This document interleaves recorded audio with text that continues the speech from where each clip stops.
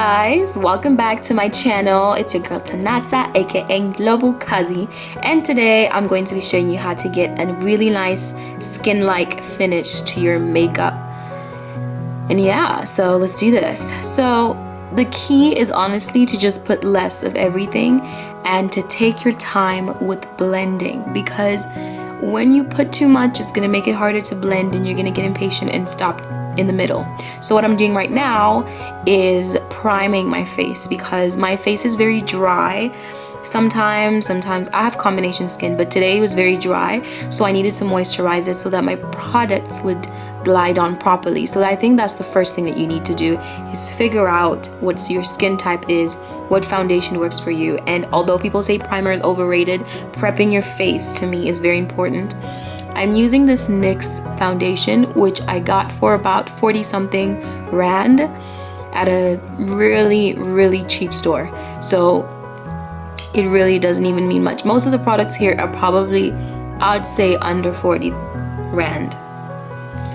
Okay, so whilst I'm doing my makeup, I do want to talk about confidence, but not in the way that a lot of people talk about it, because when you hear people talking about confidence, they talk about it in the context of self and discovering things about yourself and trying to mend them on your own.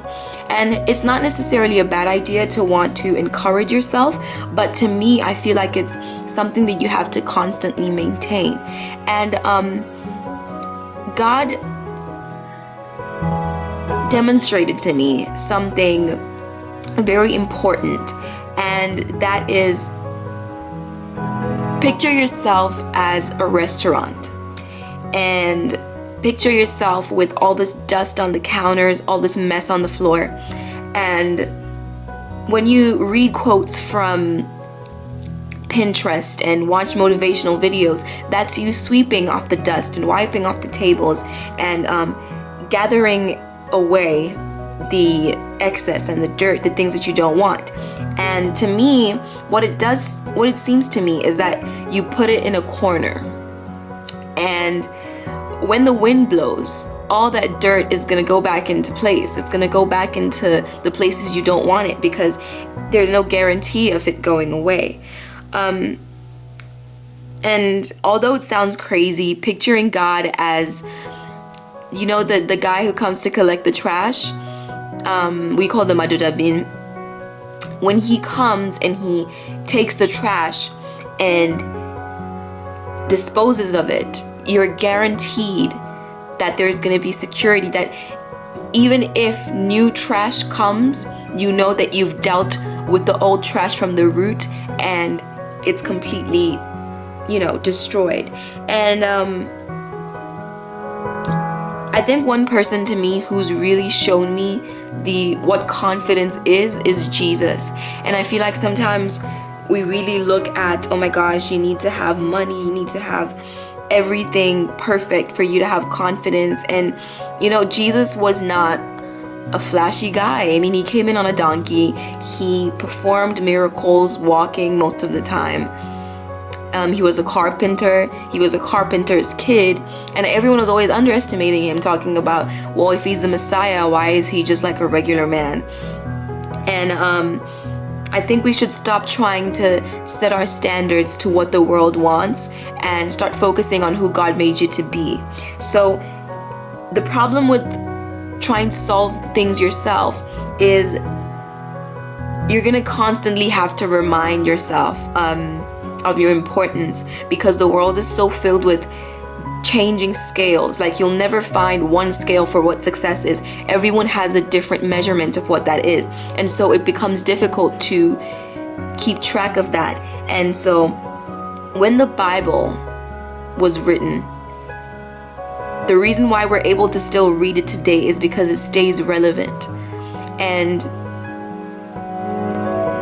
it's a standard that never changes. And so to me, that gives me clarity, it gives me comfort to know that I have a standard to follow, and I don't have to stress myself out thinking whether I'm okay, and if I have pain, I know where to go. An example is someone insulted me the other day. I don't know, man. I don't even know what to say about her, but she just insulted me. I won't tell you what she said. But I was not upset, but I was, when someone says something about you, even if you don't want to be angry at the person, it has an effect of how you look at yourself. And on my way back to my room, God reminded me of the story of Moses. And the part where Moses says, God, I don't speak like other people do. I stutter. And it would be weird for you to choose me to go and preach to the people and tell the Pharaoh to let the people go. And God began to say, who made the eyes? Who made the mouth? Who made, So when I thought about it, I'm like, who made you? And in the Bible, there's so many instances where God is reminding you who you are, who you belong to. And the reason why some people don't like to go to church or don't like praising God is there's so many people who make him out to be like this boastful being, because he's always saying, I am who I am the light, and all these things. And to me, it only started to make sense why he would say that, because you're a descendant of him. So by him saying he's the infinite, you have to understand that you are an offspring of such greatness. And so understanding that eternal standard that never changes makes you feel at peace, or at least it does for me. And so I no longer look for confidence. I prefer to have Godfidence. And it just gives me peace knowing that even in my life, if things don't go well, if sometimes I feel neglected, sometimes I get rejected, or sometimes things don't go my way, I have someone I can trust. And if you've already been working towards trusting God, there's always room for improvement. There's a song that says, a lot of songs say that he's the mountain where I hide. And I think that needs to become something practical for you to begin to have Godfidence.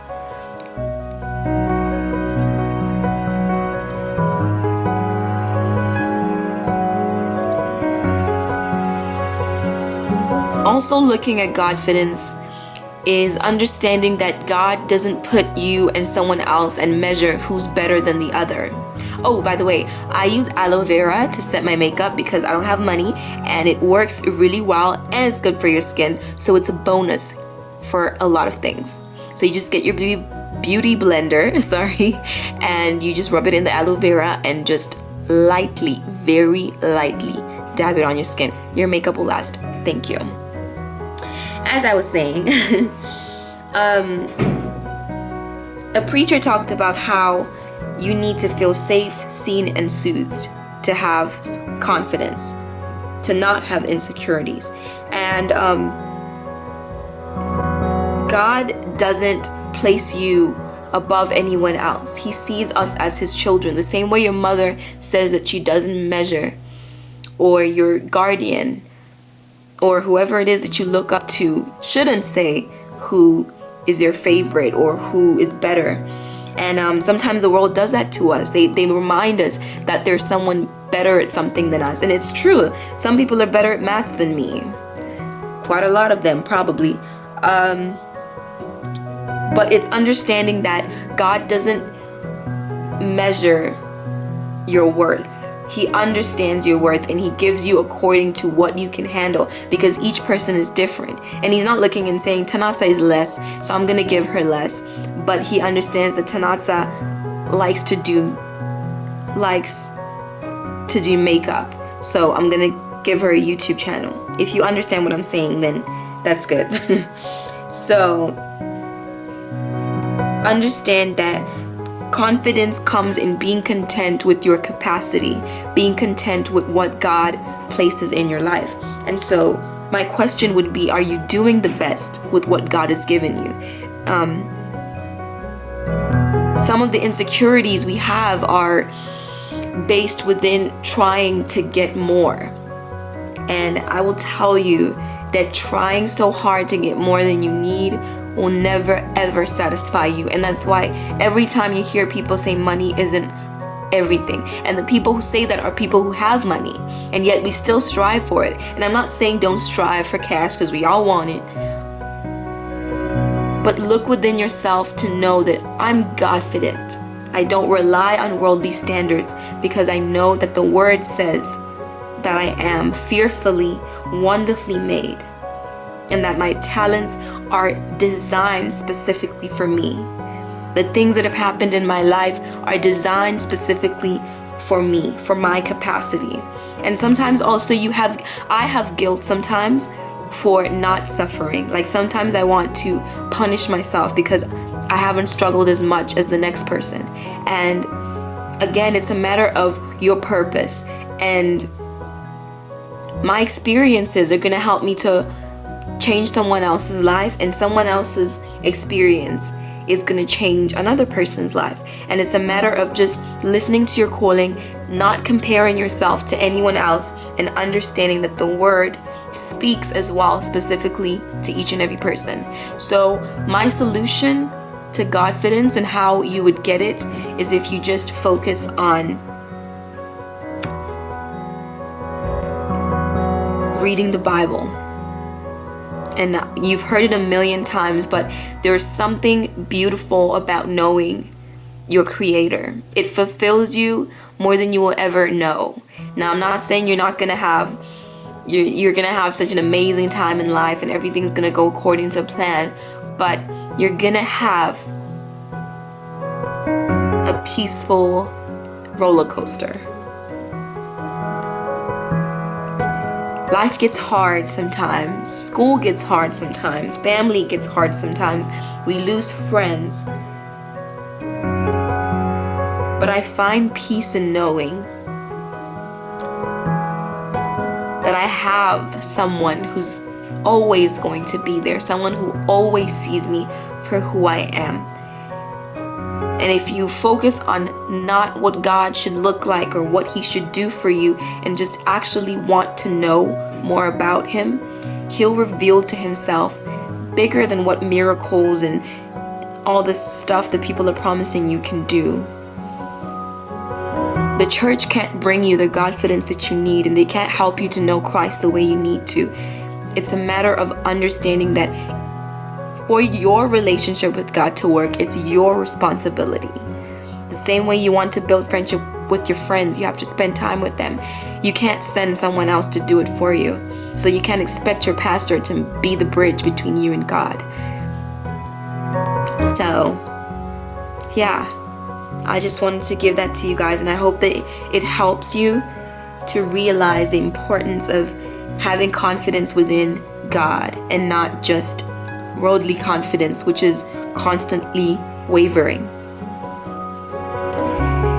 And yeah, so I hope you guys enjoyed this video. I hope it spoke something to you, and I hope you enjoyed. I hope you understood how I was putting on my makeup. One of the key things that make my makeup flawless is putting the foundation on my palm and then blending it in first. That's key, and that will keep your makeup flawless. And yeah, so thank you guys for watching. Don't forget to like, don't forget to comment, don't forget to subscribe. And if you end up doing my routine and your makeup turns out good, honey, my Instagram is in the description box. Let me know how it looks. Let me know what your boyfriend thought, what your mama thought, what your pastor thought. Did your makeup look fine? And I'll see you in the next one. Goodbye. Oh, and if you have not subscribed, ndokumbira kuti tingofarirane tifaretese pachano, just press the subscribe button. And if you want to be notified, the notification bell is right beside the subscribe button, and you'll get notified in your email every time I upload. And then we'll all be happy when Tanatsa uploads a video, because Tanatsa is serious now. So love you guys, have a good day or night. Bye.